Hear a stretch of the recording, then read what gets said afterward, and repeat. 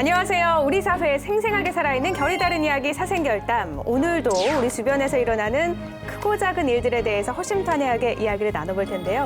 비상대책회의에 소집된 위원들 소개해드리겠습니다. 자료 대마왕이죠. 천윤길 기자 함께합니다. 안녕하세요. 네, 안녕하십니까. 네, 우리 동네 살림꾼 임미아 의원 나와주셨습니다. 안녕하세요. 안녕하세요. 자팍다식 수다쟁입니다. 이상호 박사 함께합니다. 안녕하세요. 네, 안녕하세요. 네, 오늘은 또 수다쟁이에요. 지금 매주 바뀌고 있습니다. 네, 천연덕스러운 카리스마 김성진 의원도 함께합니다. 안녕하세요. 안녕하세요. 네, 오늘도 이렇게 비상 소집에 응해주셔서 감사합니다. 불러주셔서 고마워요. 2019년 새해가 밝았어요. 우리 박수를 시작해볼까요? 네. 황금 돼지의 해잖아요. 저는 이 황금 돼지가 딱 생각을 하면 올해는 좋은 일만 생길 것 같아요. 돈이 들어올 것 같아요. 돈도 들어올 것 같고 사람도 들어올 것 같고 일도 들어올 것 같고 다 들어올 것 같은데 어떠세요? 무엇보다 위원장님 좋은 일이 많았으면 좋겠어요. 아유 감사합니다. 역시 저를 생각해 주시는 건 김 위원님밖에 안 계시네요. 너무 충실한 팬이세요. 어떠세요? 새해 이렇게 맞이하는 기분이 남다르실 것 같은데. 남들은 막 이렇게 작심삼일이라 하더라도 새해 계획을 세우는데 저는 그게 잘 안 되더라고요. 이게 한 달쯤 지나야 아 이게 2019년도구나라는 새해에 대한 적응력이 생겨서 그때 계획을 좀 잡거든요. 그래서 아직 1월 달은 뭐가 뭔지 아직도 2018년인 양 그렇게 살아가고 있어요. 맞아요. 뭐 날짜 적을 때 네. 2018년 아직도 그렇게 적게 되더라고요. 그렇죠. 다 적응하는데 시간이 저는 아직도 그 음력으로 이렇게 뭘 계산하고 이야기해야 될 때가 많기 때문에 아마 한 달 정도는 이렇게 조금 유예되지 않을까. 예, 아직도 이렇게 음력을 많이 사용하시네요. 옛날 기록을 보려면 어쩔 수 없이 이제 음력을 많이 볼 수밖에 없으니까 아무래도 그게 조금 그 길들여져 있다 그래야 될까요? 예, 그런 것 같아요. 그래서 이 박사님이 보기보다 이상한 아저씨. 예, 이상한 아저씨로.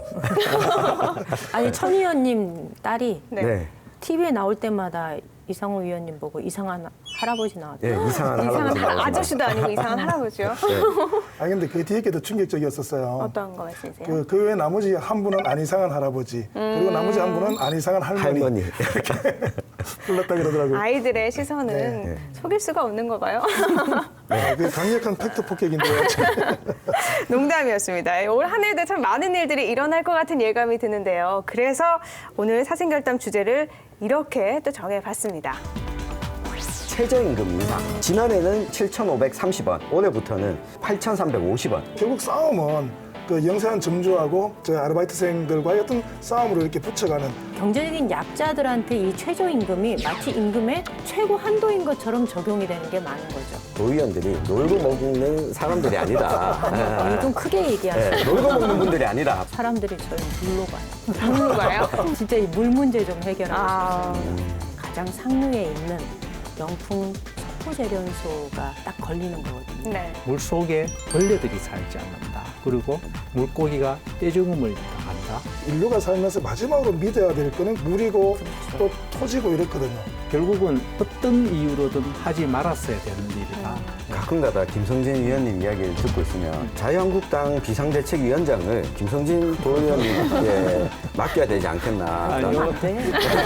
이거는 그러면 정체성이 정체성이 2019년을 맞이해서 새롭게 바뀌는 것, 또 해결해야 될 것, 그리고 놓치지 말아야 할 것과 장기적으로 준비해야 할 것, 이렇게 네 가지로 결이 다른 이야기를 준비해 봤는데요. 이야기를 나눠보도록 하죠. 먼저 2019년에 들어서면서 바뀌는 것들이 참 많이 있을 것 네. 같아요. 천 의원님이 2019년에 어떤 것들을 좀 꼭 짚고 넘어가야 할 것인지 정리를 하셨다고요. 네, 저는 이건 꼭 짚고 넘어가야 할 것 같아서 하나를 준비했습니다. 이 너나 할 것 없이 임금님 탓만 한다. 너나 할 것 없이 임금님 탓만 한다? 네, 굉장히 중의적인데 이 뜻이 임금이에요? 네 임금님. 없는 임금님. 그러게요. 아, 급여일 수도 있겠다. 네, 맞습니다. 급여.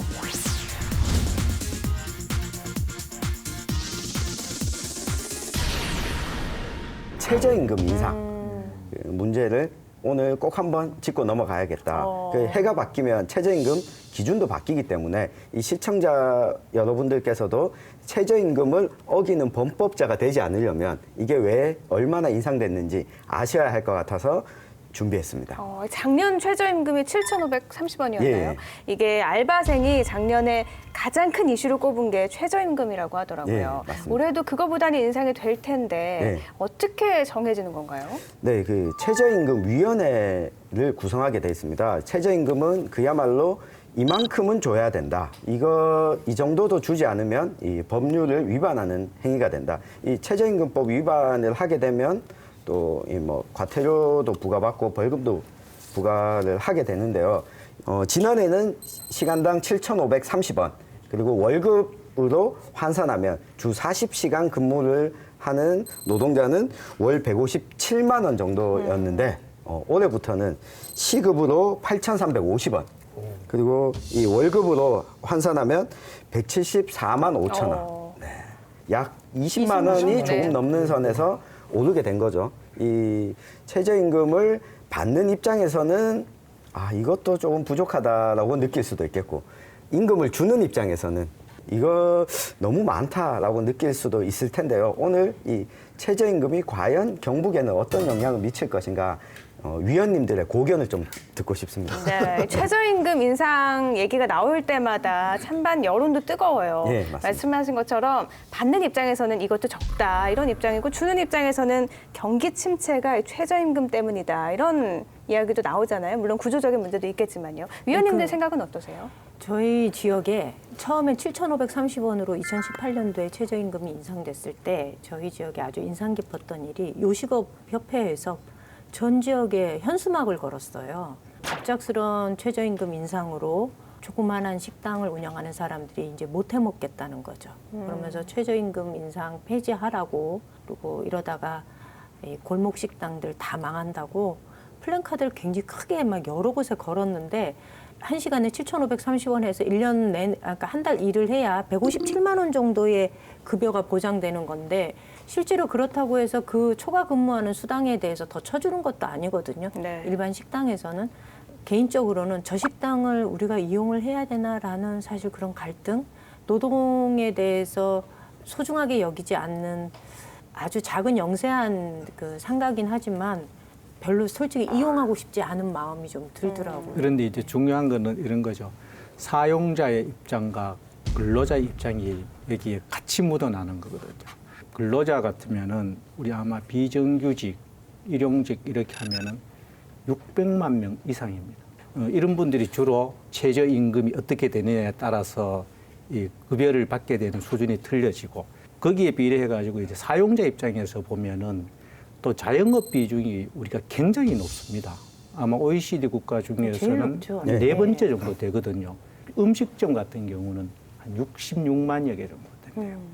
카페가 한 9만 1천 개 정도 되고 거기에다가 치킨집 의외로 생각보다 적습니다. 3만 7천. 편의점이 4만 1천. 편의점이 치킨점보다 많군요. 예. 그러니까 이제 이런 업에 종사하는 업을 하는 자영업자, 거기에 일하는 근로자와의 관계에서 최저임금이 되니까 아마 양쪽 다 어려운 분들이 서로 이렇게 이걸 놓고 어떤 입장을 취하느냐 이런 아픈 현실을 갖고 있는 거죠. 네, 그래서 제가 사실 이 주제를 준비한 것도 있는데요. 지난번에 보니까 임 의원님이랑 김 의원님이 이 충돌하는 모습이 보일 때가 우리 사생결담이 가장 재미가 있더라고요. 맞아요. 그 김 의원님께서 싸움 방금 붙이지 마. 김 의원님께서 방금 이야기하신 이 자영업자가 이 고통받는다라고 하는 부분이 사실상 이 정치적으로 쟁점화시키기 위해서 만들어진 좀 허구의가 상당히 많다. 임 의원님이 이야기하신 것처럼 전국적으로도 우리가 자영업자 비율이 570만 개의 업체가 있어요. 자영업자가. 그런데 이 가운데 고용원이 없는 임금을 주지 않는 혼자서 운영하거나 또는 가족끼리 운영하는 자영업자의 비율이 70%입니다. 경북도 이게 70%가 넘고요. 이 전국 평균보다 많은 편인데요. 이 얘기는 뭐냐면 임금을 줘야 되는 사람이 없는 거예요. 근데 자영업 전체가 들고 일어난다, 자영업 전체를 망하게 한다라고 하는 거는 사실상은 좀 맞지 않죠. 전체 자영업에 놓고 보면 최저임금에 영향을 받는 자영업자는 약 30% 정도밖에 안 되는 거죠. 이 중에 이 자영업에 또 포함되는 이 업체들이 어떤 업체냐면요. 우리가 대형 프랜차이즈, 대형 식당들이 있잖아요. 이곳은 고용원이 한 20명, 10명에서 20명 안팎이 됩니다. 이 정도면 웬만한 우리 제조업의 그 아주 열악한 영세 업체들보다도 이 고용하는 인원이 많은 거죠. 이들이 이 대표에서 목소리를 내는데 마치 최저임금이 인상되면 자영업이 망하는 것처럼 이 이야기 되는 거는 좀 부풀려졌다라는 이야기 좀 드리고 또 싶습니다. 일반인이 듣기에는 조금 그 뭐랄까 이렇게 프로테지의 눈속임이 조금 있는 것 같아요. 네. 순수하게 그 임금 인상률을 놓고 보면 한 20만 원, 30만 원 정도 이렇게. 예. 근데 사실은 157만 원에서 뭐 174만 원 정도 올랐다 그러면 이게 인상률만 놓고 보면 10%, 한 2, 3% 정도 되는 것 같아 보니까요. 확 상회해 버리니까 사실 요 근래 이제 공무원 임금 인상률 그래봤자 2.8%, 또 기업 같은 경우는 지금 프로테지를 전혀 안 올리고 뭐 계속 이렇게 평균 수준을 계속 유지하고 있다라는 이런 얘기들 하면서 근데 왜 이거 10몇 %씩이나 올려야 되냐라는 문제 제기가 하면 이게 단순히 돈이 오르는 문제보다 프로테지를 받아들이는 방식이 이제 일반인은 굉장히 좀 크게 느껴지는 아마 여기에도 굉장히 많은 어떤 그 그리고 큰 단위의 그 저게 좀 들어가 있는 거 아닌가라는 그런 생각들이 좀 들어요. 그렇지만 이제 예. 현실적으로 우리가 생각하기에는 한 달에 돈 몇만 원 이렇게 계산해 보면은 적은 돈일 수도 있는데 한 가지 예를 들면 아주 이렇게 암동에서 조금 괜찮은 아파트, 부자들이 많이 산다는 아파트에 어떤 경비원들, 거기에 사는 관리소 직원들의 임금을 올려줄 때 한 달 10,000원 올려주는 거 쉬울 것 같죠? 절대 안 그렇습니다. 그 잘 사는 아파트 자랑은 하면서 한 달 10,000원 올리는 거 정말 반대가 굉장히 심합니다. 어쩌면은 이렇게 조금 여유가 있는 어떤 프랜차이즈나 이런 회사들이 지금 최저임금을 올린다고 할 때 쉽게 동의할 것 같지만 어쩌면은 한두 명의 직원을 고용하고 있는 그런 자영업 하는 분들보다 더 어려운 것이 또 이렇게 현실이죠. 네.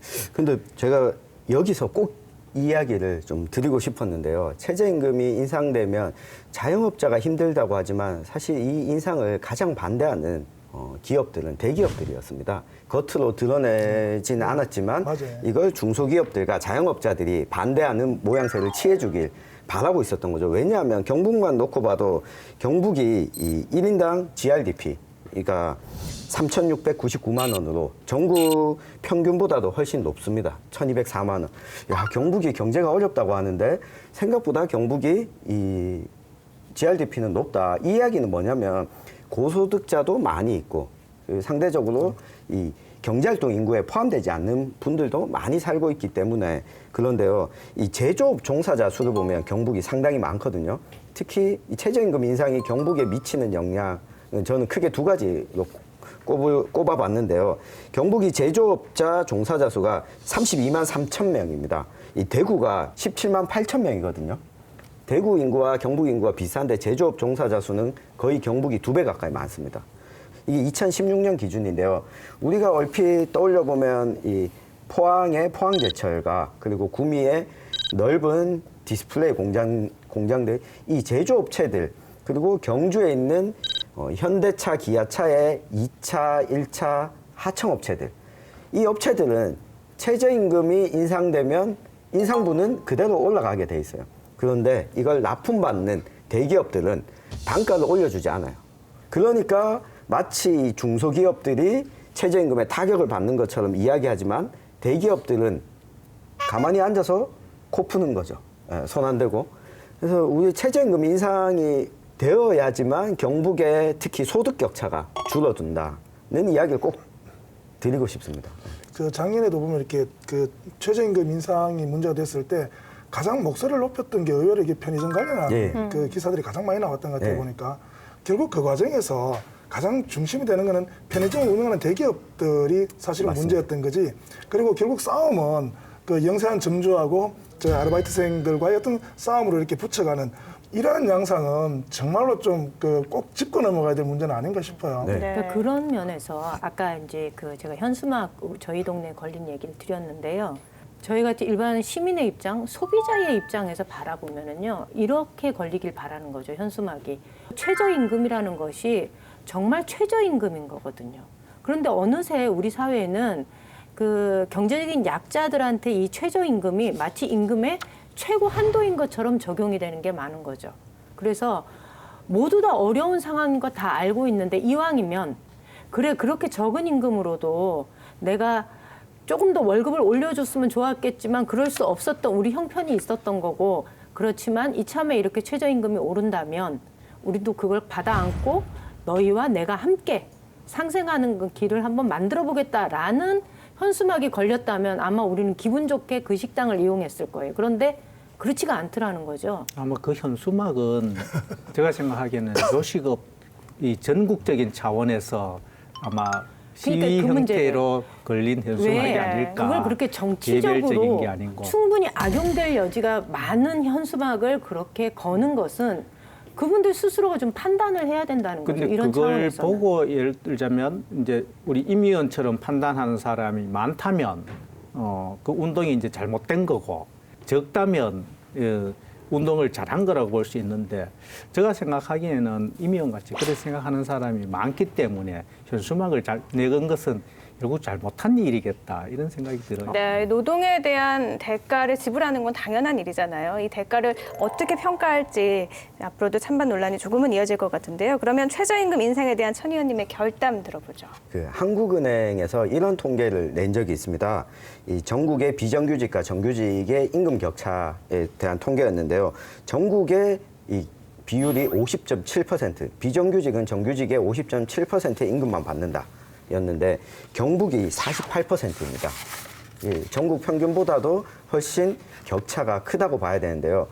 그런 만큼 이 방송을 보고 계시는 이 고용주 여러분, 적어도 최저임금만큼은 주고 일을 시켜 먹어야 사람답게 내가 고용주로서 살 수 있다는 기억을 꼭 좀 해주셨으면 좋겠습니다. 네, 고용주 여러분들도 최저임금보다 더 많이 줄 수 있는 경제 상황이 된다면 더없이 좋겠네요. 네. 이어서 최저임금 인상과 더불어서 2019년에 바뀌는 것들 중에 꼭 짚고 넘어가야 될 게 있다면 어떤 게 있을까요? 네, 저는 이 자리에서 지난해에 네가 한 일을 알고 있다.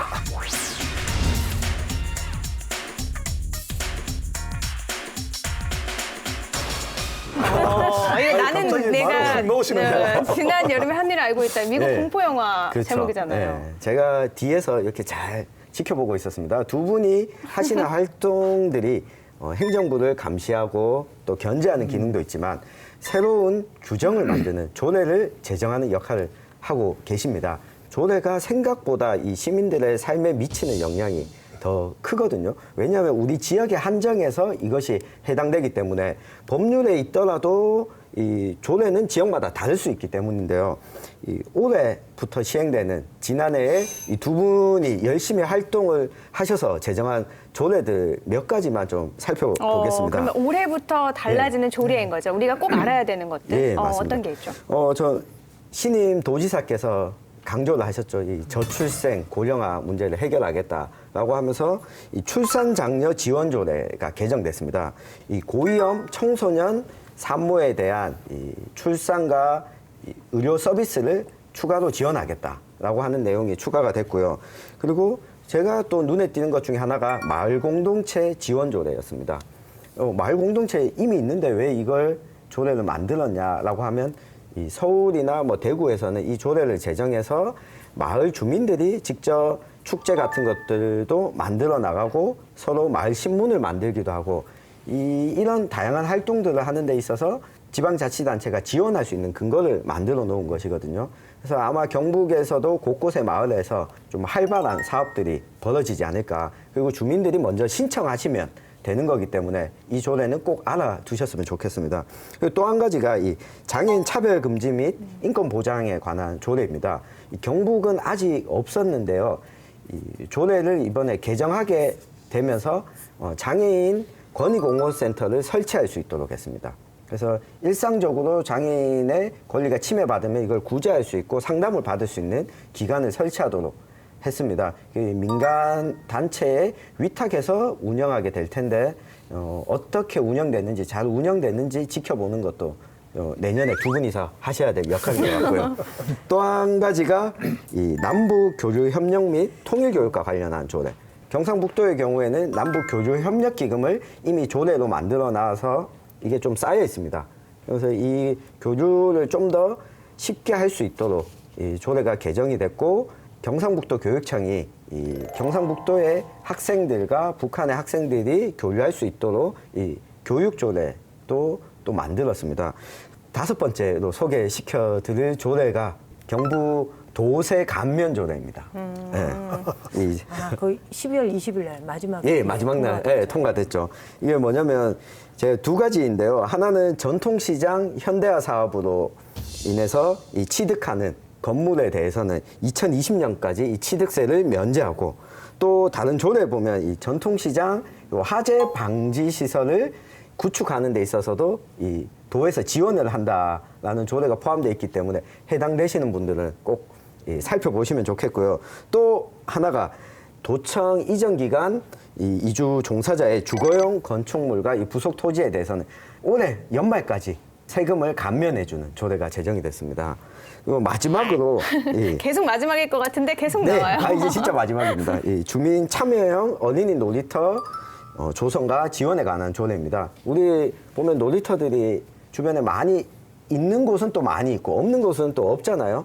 근데 어린이들이 과연 안전하게 놀 만한 놀이터인가? 이게 별로 마음에 안 들어라고 하는 거예요. 주민들이 직접 참여해서 자문단도 꾸리고 놀이터를 조성하고 여기에 대해서 지원도 받을 수 있는 조례가 만들어졌습니다. 그래서 이 방송을 보고 계시면 이런 조례가 있구나, 우리 마을도 한번 해봐야겠다라고 마음을 먹으시고 살펴보셨으면 좋겠습니다. 네, 지금 조례 개정 7가지를 쭉 설명해 주셨어요. 천 의원님께서 최근에 제정된 조례, 네. 개정된 조례를 따끈따끈한 조례들을 다 말씀을 하셨는데 아마 우리 도의회에서 우리 도민들의 생활, 또 의료 취약계층, 또 임산모, 또 어린이 이런 일들에 대해서 정말 관심이 깊어간다 이런 생각을 합니다. 특별히 이렇게 임산부 문제, 또 어린이들 문제 이런 일들은 아마 국가적인 아젠다죠. 그런데 따르는 어떤 일들은 우리 도의회가 정말 세심하게 살피고 있다. 우리 도민들께서 좀 이해를 해주셨으면 고맙겠다는 생각. 그래서 제가 이것도 준비한 것 중에 하나는 여기 계신 2분을 포함한 도의원들이 놀고 먹는 사람들이 아니다. 좀 크게 얘기하시죠. 놀고 먹는 분들이 아니다. 밥값을 하고 계신다는 이야기를 좀 하고 싶었습니다. 네, 그리고 2018년에 참 논란이 많이 됐던 것 중에 하나가 업무 추진비 사용인데요. 네. 공모 처리 비용이잖아요. 그런데 실체를 뚜렷하게 알 수 있는 게 사실 별로 없어요. 그래서 경북도의회가 2019년에 이 업무 추진비와 관련된 조례가 시행된다고 하던데 어떻게 바뀌는 거죠? 이때까지 이렇게 업무 추진비를 행정안전부에서 내놓은 업무 추진비 집행 규칙이 있습니다. 거기에 이제 준해서 했는데 지난해 우리 도가 이제는 업무 추진비도 조례를 만들어서 그걸 준용을 하자. 그래서 조금 더 도민들이 알도록 하자 이런 취지에서 조례를 만들었거든요. 업무 추진비 이러면은 판공비 이렇게 이해를 하십니다. 근데 업무 추진비 종류가 예산서에 보면은 여러 가지가 있습니다. 어떤 게 있는가 하면은 직책급 업무 추진비 있어요. 이거는 직책에 따라서 주는데 이거는 하나의 정액 급여하고 똑같습니다. 그 현금으로 공무원들에게 주게 되는 거고, 그다음에 이 전체 정원의 숫자에 이렇게 기준에 의해 갖고 정해지는 업무 추진비가 있어요. 이거는 일정 부분 이 도 단위 전체에서 도지사를 중심으로 부지사 이렇게 해서 쓴다고 보면 되고요. 그다음에 기관 운영이라고 이것도 똑같은 형태의 업무 추진비입니다. 그리고 이제 시책 추진해서 도가 이렇게 하고자 하는 일들을 추진하는데 식사를 하거나 여러 가지 일들에 사용되는 또 비용을 쓰기 위한 시책 추진비도 있고요. 또 각 부서별로 들어 회식도 하고 이러는 데서는 또 이렇게 부서 운영도 있는데 우리 의회 부분은 의회 운영 업무 추진비가 있습니다. 이걸 가지고 쓰는 걸 가지고 한 달에 한 번씩은 의회 홈페이지에 이렇게 공개를 하도록 그렇게 하는 게 핵심이죠. 네. 예. 그리고 지금 도청 홈페이지에 들어가면 도지사 업무 추진비가 작년부터 공개가 되었고요. 이제 올해부터는 의회가 업무 추진비를 공개를 하는데 국민들의 눈높이가 이 정치에 대한 눈높이가 좀 높아지면서 의회도 스스로 정화하려고 하는 노력들이 자꾸 생기니까 아주 긍정적인 변화라고 봐야 되겠죠. 네, 이 업무 추진비가 없을 수는 없잖아요. 말씀하신 것처럼 항목이 많아서 일반 국민이나 시민이 느끼기에는 뭐 저렇게 많아 할 수 있는데 그게 투명하게 공개가 되고 쓰일 때 잘 쓰인다면 불만이 없어지겠죠. 요즘은 뭐 쌈짓돈 쓰듯이 쓸 수 있다. 이거는 절대 아니고요. 첫째, 이제 현금으로 집행을 할 수가 없습니다. 현금의 집행의 예외는 아마 도지사 같으면은 도청 직원들의 경조사, 그리고 도의회 의장 같은 경우는 도의회 소속 직원들의 경조사에는 법에 정해진 범위 내에서 현금으로 지출할 수 있고 휴일에 쓸 수 없어요. 또 유흥업소에서 쓰면 안 됩니다. 거기에다가 밤 11시 이후는 쓰면 안 돼요. 또 1회에 50만 원 이상 결제를 하려면 거기에 참석한 사람들의 명단을 다 첨부를 해야 되니까 되도록이면 알뜰하게 쓰라 하는 그런 의미를 담고 이게 있죠. 제가 공공기관에 근무한 지가 이제 10년이 이제 넘어가고 있는데 사실 저희들 업무 추진비 쓰는 어떤 규정이 지금 말씀하신 거에서 벗어날 수가 없는 게 벌써 이미 체제화 되어 있거든요. 근데 그게 작년에 만들어져서 원래 그게 시행된다고 하니까 이제 이게 조례로 만들어졌어라는 의구심이 들 만큼 너무 늦은 거 아닌가라는 생각도 좀 들기는 드는 편입니다. 근데 그 규칙이 조금 애매모호하게 되어 있는 부분이 있어요. 아까 의정활동 업무 추진비는 공개 대상에 포함되어 있지만 저 의정운영 공통경비는 아마 빠진 걸로 알고 있습니다. 네. 매 눈으로 이게 어떤가 하면 의정운영 공통경비는 의원 1인당 얼마씩 해서 60명분을 한몫해가지고 의회를 운영해 나가는 데 있어서 회의 자료를 만든다거나 책을 낸다거나 뭐 이런 형태로 쓰이는 모든 예산이 한몫 거기에 다 들어가 있죠. 그렇죠. 예. 그런데 작년에 걸 분석을 해보면 밥값으로 50% 이상을 쓰는 거죠. 그 이제 그 회의하고 하면은 전후로 네. 식사를 하게 되면은 전부 공통경비에서 지출하죠. 그렇죠. 그리고 예. 지금까지는 올해도 아직 의무 공개 대상이 아닌데 의회 회기 기간 중에 아님에도 불구하고 이걸 밥값으로 지출하는 경우도 제가 지난해 확인을 했고요. 경북도 의회에서.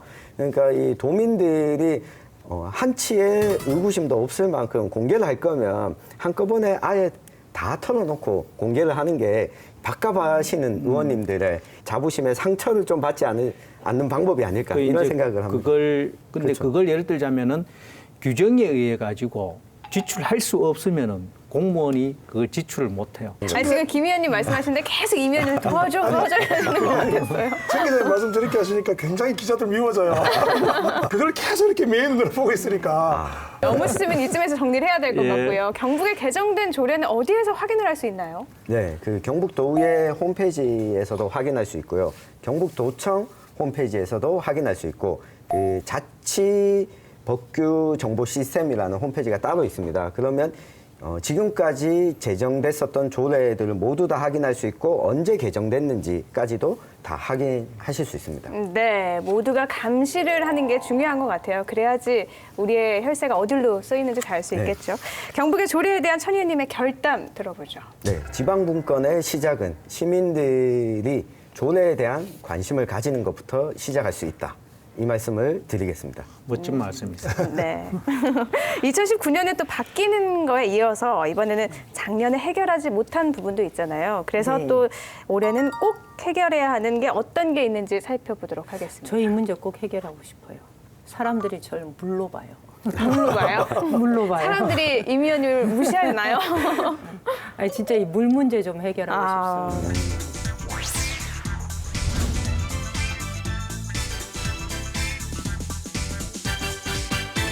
특히 안동호의 경우는 1,300만의 그 식수원으로 사용이 되고 있는데요. 이게 지금 안동호 주변에서 알 수 없는 이 죽음들이 계속 벌어지지 않습니까?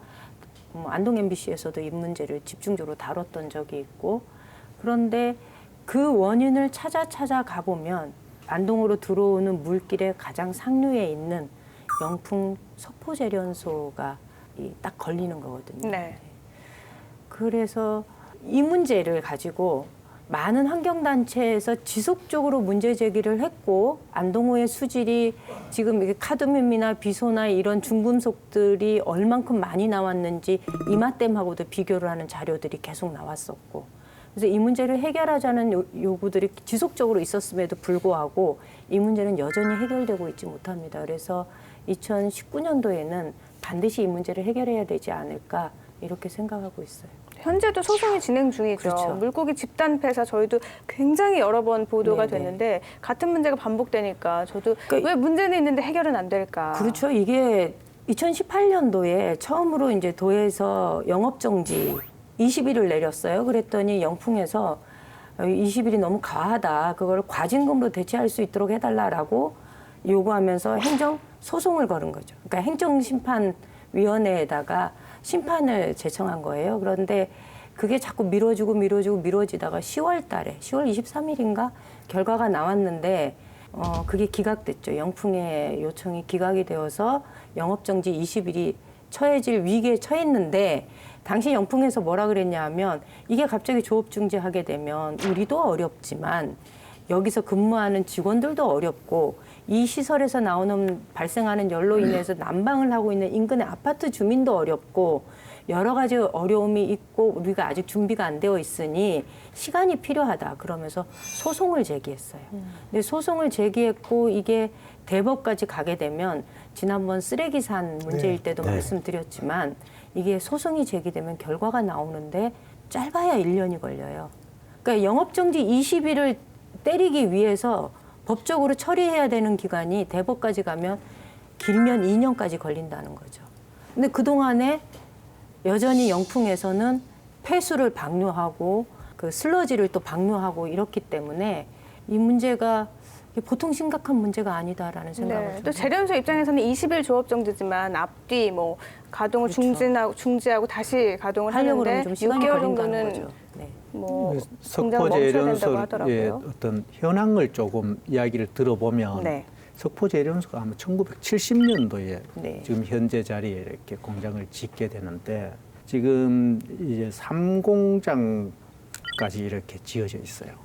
여기에서 이제 생산되는 제품을 이렇게 보면은 아연이 연간 36만 톤, 황산이 60만 톤, 또 황산동해서 1,500톤, 은부산물 이렇게 해서 2,800톤, 또 인듐해서 300톤 이렇게 제품이 생산되는데 연간 매출이 한 1조 4천억 정도 연간 매출이 네, 1조 4천억 원이요. 된다 그러죠. 그럼 우리가 여기서 제품 생산되는 제품만 이렇게 들어봐도 뭔가 이렇게 찜찜한 것이 남죠. 뭔가 네, 많이 어쩔 수 들어가고 없이. 많이 나올 것 같은 예. 느낌은 있네요. 또 이 정도 제품을 생산하기 위해서는 여기에 부산물들이 발생이 될 텐데 이걸 어떻게 처리하느냐 하는 부분에서 많은 의문점들을 가지고 있죠. 근데 그 의문점들 중에서 제일 중요한 것이 제가 봤을 때는 경험치라고 봐요. 여기 이제 석포재련소 문제를 계속 제기하는 낙동강 사랑 환경보존회에서 이렇게 이야기하는 걸 들어보면 첫째, 그 일대 밑에서부터 하류 한 3, 4km 정도까지는 물 속에 벌레들이 살지 않는다. 그리고 수시로 물고기가 떼죽음을 당한다. 거기다가 또 철새들이 때로는 수백 마리씩 떼죽음을 당한다. 그러니까 그 물고기를 먹은 예. 철새들이 죽는 이런 거죠. 경험치에 의해서 나온 데이터들이 보면은 적게는 수배, 많게는 수십 배까지의 어떤 허용 기준치를 벗어나는 이 중금속들이 검출되는 이런 결과들이 나오고 있는 거죠. 그러니까 말씀하셨는데 그 자료에 보면은요, 이 석포면 주민들의 그 체내 중금속 정도와 거기서 30km 정도 떨어진 그 무ля면 주민들의 체내의 중금속 정도를 비교를 해봤어요. 차이가 너무 많이 나요. 그렇습니다. 그러니까 이미 인체에 그것이 축적이 되어져 있다는 거죠. 그리고 석포면 주민들은 그러니까 영풍재련소 근처에 살고 있는 주민들은 이미 토양이 오염이 심각하게 진행이 되어서 봉화군에서 보상금을 주고 거기에 농사를 못 짓게 해요. 그럼에도 불구하고 이 문제에 대해서 한 환경단체의 문제 제기로만 아직도 끝내고 있다는 거죠.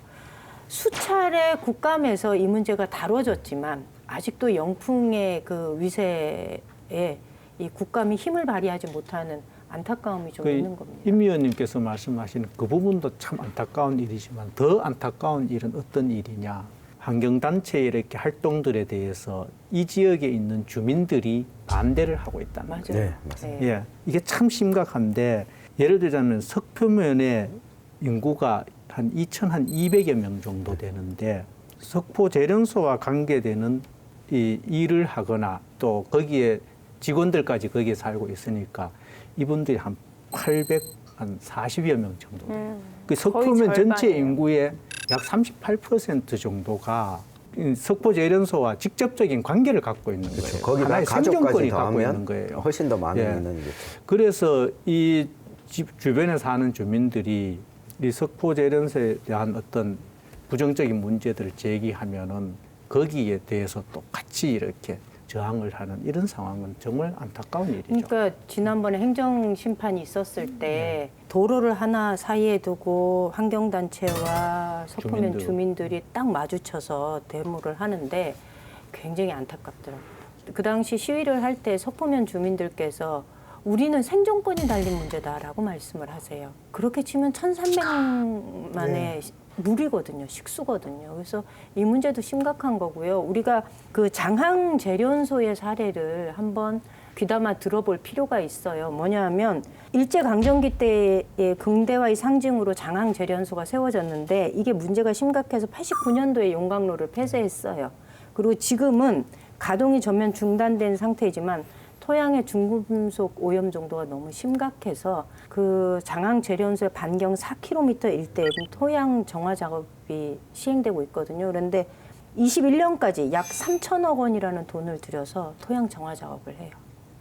그러니까 이걸 우리가 무시할 수 없다는 거죠. 제가 볼 때 우리가 이렇게 마지막으로 인류가 살면서 마지막으로 믿어야 될 거는 결국은 물이고 그렇죠. 또 토지고 이렇거든요.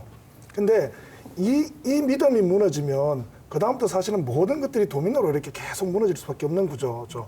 이랬을 경우에 사실은 나중에 어느 정도였던 그 법이 구제할 수 있는 뭐 2년, 3년의 시간 동안 이걸 계속 끌었을 때 그 이후로 입을 굉장히 큰 피해를 좀 생각한다면 우선 정지를 좀 할 수 있는 법을 좀 만든다든지 뭐 이런 것들이 좀 필요할 것 같다는 생각 들고 이게 법 차원에서 안 되면 조례라도 정해서 좀 해줬으면 어떨까라는 생각이 강력하게 좀 드는 쪽입니다. 네, 영풍 석포재련소는 한 회를 가도 되는 너무 많은 그렇죠. 네. 양인 것 같아요. 다음 예로 좀 넘어가면요. 현대판 봉이 김선달 이야기까지 나오고 있죠. 뭐 다들 아시겠지만 수자원공사 이야기입니다.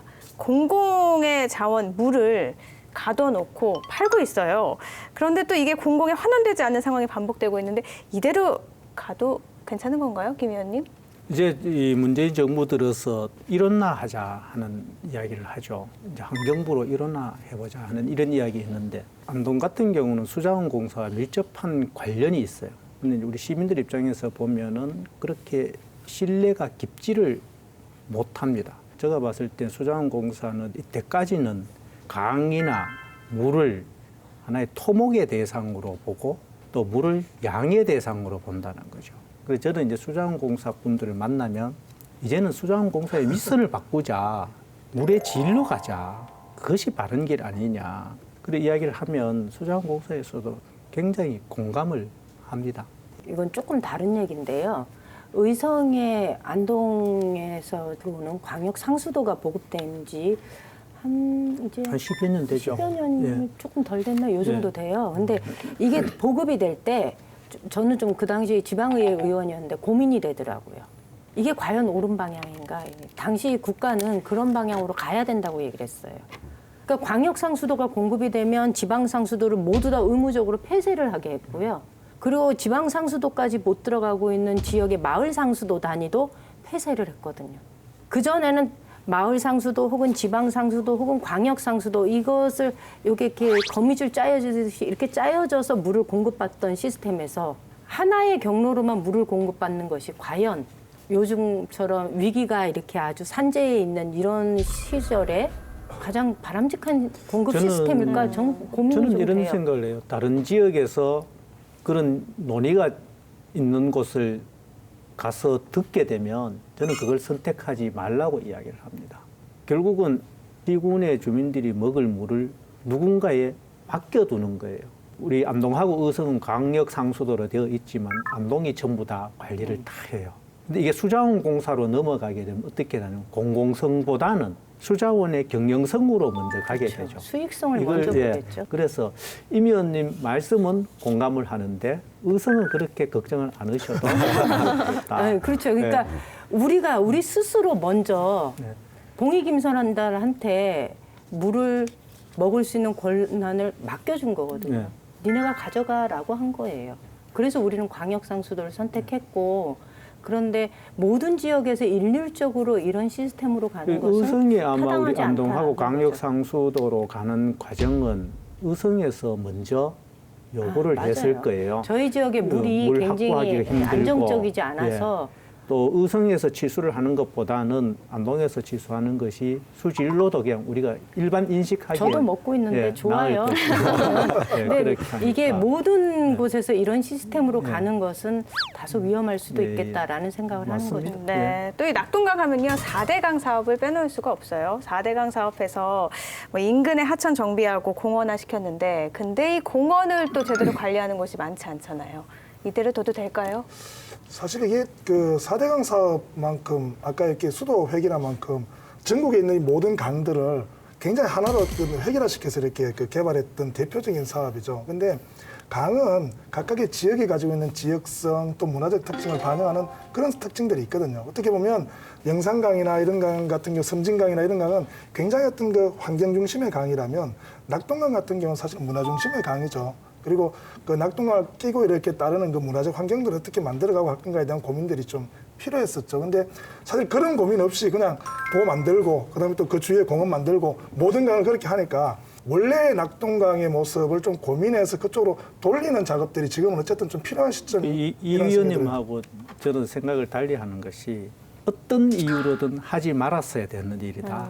예, 저는 이렇게 생각을 해요. 그거는 저도 아니, 근데 동의하는 일입니다. 가끔 보면은 김성진 위원님이 예, 예. 이 4대강 사업에 대한 입장이 굉장히 분명하세요. 아니요, 오히려, 저는 예. 그런 생각을 해요. 왜냐하면은 우리가 이렇게 현대화되는 과정에서 자연에 일정 부분 해를 끼치지 않을 수는 없잖아요. 자연을 인간의 뜻대로 활용하기 위해서 여러 가지 일들을 저지르는데 정말 이 대단히로 자연에 손을 떼는 일들은 그걸 하지 않으면 안 될 절박성이 가장 중요하다고 생각해요. 우리 4대강 사업 이전에 새만금 간척 사업이 있어요. 지금 생각해 보면 왜 했을까요? 아니면 그 당시에는 왜 그게 필요했을까? 절박하지 않았죠. 그냥 어느 때에 출발이 되었으니까 끝을 본 것뿐이죠. 그렇죠. 그게 준공하는 과정까지 한 20여 년의 세월이 걸리고 준공이 되어서도 10년 이상의 세월이 걸려서 지금 와서 하는 이야기가 태양광 하겠다. 거슬러 올라가서 태양광 하기 위해서 그 넓은 면적을 간척을 했느냐. 그걸 지금 현재까지 뒀다고 생각하면 어떻게 돼서 정말 우리 전 국민이 찾아가는 관광지로 전 국민이 갯벌을 체험하는 곳으로 문화적으로 굉장히 좋았을 것이다. 이런 생각. 제가 그 가끔가다 김성진 위원님 이야기를 듣고 있으면 자유한국당 비상대책위원장을 우리 김성진 도의원님께 맡겨야 되지 않겠나. 아니요. 네.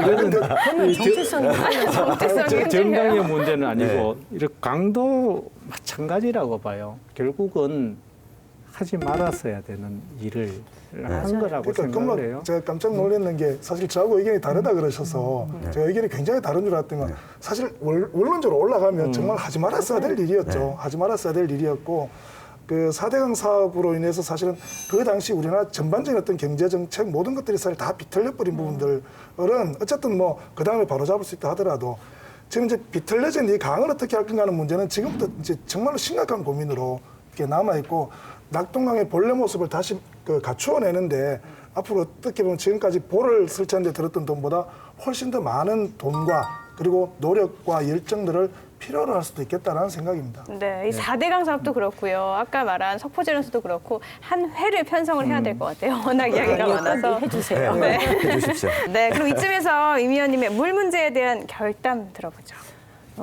영풍은 이 석포제련소를 바탕으로 해서 재계 22위까지 올라갔습니다. 아직도 2,000명의 주민들의 생존권 문제를 자기네가 책임지고 있다고 얘기를 하면서 주민들을 내세워서 또 다른 주민과 갈등 관계를 만들고 있는데요. 이제 주민들 뒤에 숨지 마십시오. 이제 나와서 1,300만 우리 국민들이 먹는 이 물줄기를 더 이상 혼탁하게 하지 마시기 바랍니다. 임 의원님, 그럼요. 물 문제와 더불어서 2019년에 꼭 해결해야 할 게 있다면 어떤 게 있을까요? 제가 요즘 그렇게 얘기해. 들어와, 이래. 들어와, 들어와. 이게 무슨 말이에요? 갑자기 임 모르시죠? 의원님 애교를 보게 되는데 들어와? 어떤 걸, 뭘 들어와? 들어와. 일자리도 만들어야 되고 그러기 위해서는 기업의 유치가 우리한테 굉장히 관건인데요. 기업들이 경북의 투자 환경에 좀 매력을 찾고 좀 많이 들어왔으면 좋겠습니다. 네, 들어와.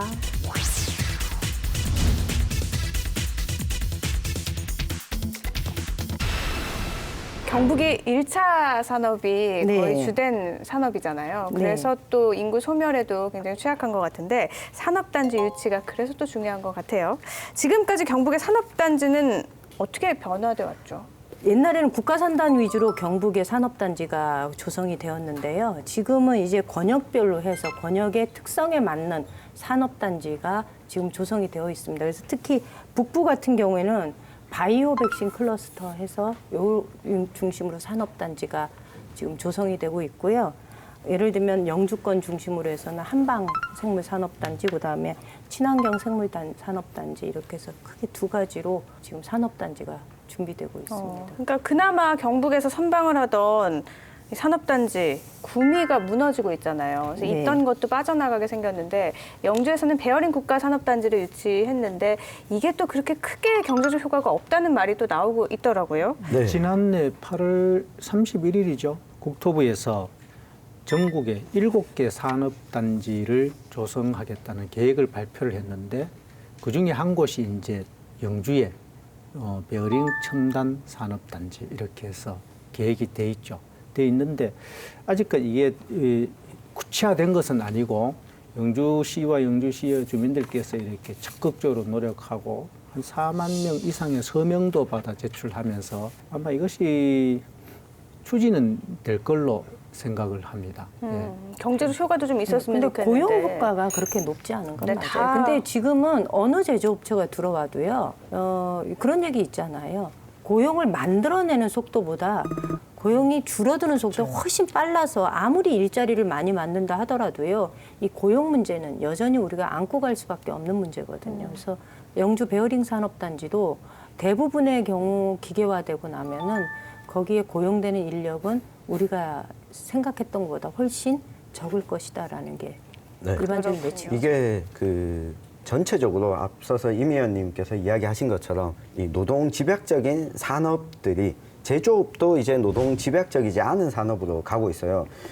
예를 들면 대구에서 지난해 유치했다고 했던 대기업 중에 하나가 현대중공업에서 운영하던 기업을 로봇 산업을 유치했는데 고용 창출 효과가 800명이었습니다. 현대중공업이 조선업에서는 뭐 3만 명, 4만 명의 이 고용 효과가 있지만 이 새로운 산업으로 넘어오면서는 이 고용의 파이 자체가 그렇게 크지 않은 거죠. 특히 그 경북에서 특히 구미가 무너진 과정 중에 하나를 보면 이거는 김관용 전 지사를 짚고 넘어갈 수밖에 없는데요. 지금 구미에 있던 LG 디스플레이가 파주로 이전하면서 이런 이야기가 구미에서 많이 돌고 있습니다. 당시 2006년에 김관용 지사가 구미 시장을 하던 당시에 지금 구미 국가 4산업단지에 우리도 공장을 짓고 싶다. LG 쪽에서 이야기를 건넸었는데 안 된다. 여기는 외투 기업이 들어와야 된다라고 거부를 했어요. 외투 기업 유치 위주로 계속해서 경상북도가 투자 유치에 적극 나섰죠. 그러면서 구미에 공장을 짓는 대신에 LG가 파주에 공장을 짓기 시작을 했어요. 그리고 생산하는 설비가 다음 세대로 넘어가면서 전부 이제 파주로 가겠다라고 이야기하는 상황인 거죠. 그러니까 경북 지역에서 특히 북부 지역에서도 새로운 산업을 유치하는 데 있어서 얼마나 우리 지역과 밀착할 수 있는 사업인지 장기적으로 이 산업이 우리 지역에서 자리 잡을 수 있을런지까지 같이 보지 않는다면 또 그 다음 세대로 기술이 넘어가게 되면 빠져나갈 수도 있다는 걸 늘 항상 염두에 둬야 된다. 이 얘기를 꼭 드리고 싶습니다. 네, 근데 말씀하신 거 쭉 들어보면요. 경북에선 산업단지 유치가 힘들 뿐더러 산업체도 그렇게 많이 선호하지 않는 것 같거든요. 왜 그런 거예요? 이 투자 환경이 우리가 생각하는 것만큼 그렇게 좋지 않습니다. 그러니까 물론 행정에서는 뭐 TF팀을 구성해서 원스톱으로 일 처리를 해주겠다. 뭐 부지 매입부터 공장 가동 직전까지 모든 서비스를 제공해주겠다. 이렇게 얘기를 하고 있지만 실제로 중요한 거는요. 기업이 들어올 때는 양질의 노동력을 안정적으로 확보할 수 있느냐가 제일 중요하거든요. 그런 면에서 경북 북부 지역은 가장 열악한 상황이라는 거기에 거죠. 또 한 가지 더 있어요. 네. 이 낙동강 상류라는 어떤 여건을 또 가지고 있죠. 특히 신도청과 관련해서 저기에 10만 인구를 채우기 위해서 경상북도와 안동시가 국가 3단 계획을 이렇게 한번 해보자. 이렇게 출발을 해서 준비를 한번 했었어요. 일명이 이제 도청 신도시 주변 국가산업단지 조성 타당성 조사 용역을 이렇게 해서 아마 지난해 말경에 이렇게 용역 결과가 아마 제출이 되었을 거예요. 아직 발표는 안 되었는데 그러는 과정에서 영주에 이제 첨단 베어링 국가 3단 계획이 세워지니까 경북도가 계획했던 일들은 아마 물거품이 되지 않나 이렇게 생각을 하면서 경북도는 계획을 조금 바꾼 것 같아요. 인근에 있는 예천 또 의성 기존의 어떤 농공단지, 산업단지 또 풍산에 있는 바이오 산업단지를 확장을 해서 여기에다 기업을 유치해보자 하는 쪽으로 계획을 조금 변경한 것 같습니다. 그럼 도청 신도시에 예. 산업단지를 유치하겠다는 계획이 조금 변경됐다는 건가요?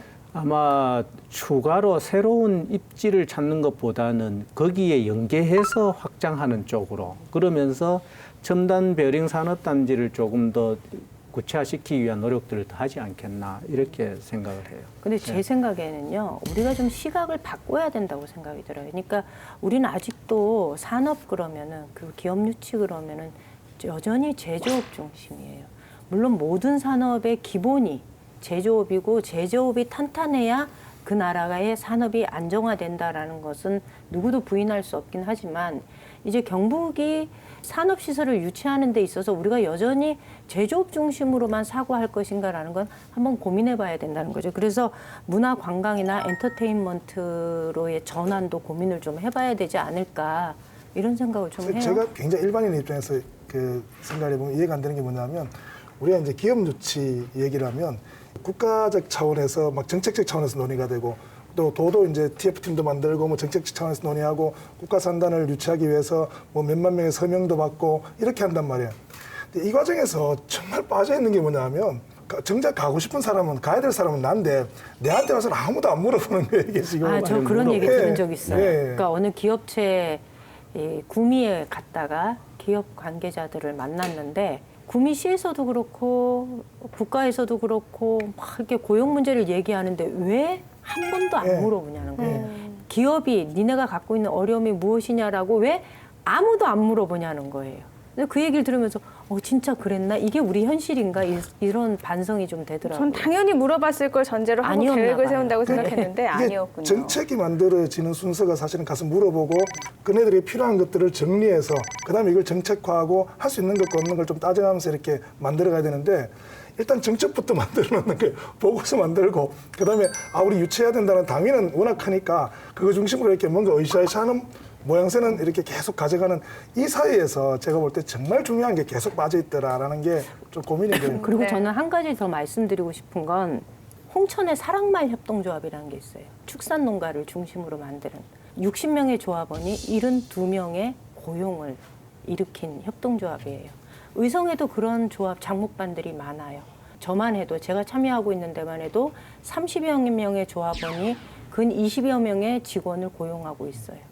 그러니까 우리가 일자리 문제를 너무 크게 기업을 위주로 해서만 고민하지 말자는 거예요. 이제는 조금 시각을 바꾸어서 작은 일자리라 하더라도 안정적이고 지역의 산업과 연계할 수 있는 일자리를 우리가 창의적으로 만들어 보는 데에 좀 더 관심과 배려를 해야 되지 않을까라는 생각을 좀 합니다. 네, 그러면 임 의원님의 이 산업단지 유치에 대한 결담 한번 들어볼까요? 시야를 넓힙시다. 그래야 일자리가 만들어집니다. 네, 지금까지 2019년에 바뀌는 것, 또 2019년에 꼭 해결해야 될 것에 대한 이야기 나눠봤는데요. 벌써 마칠 시간입니다. 우리 사회 생생하게 살아있는 결이 다른 이야기 사생결담, 오늘 순서는 여기까지고요. 저는 다음 이 시간에 다시 찾아뵙겠습니다. 시청해주신 여러분 고맙습니다.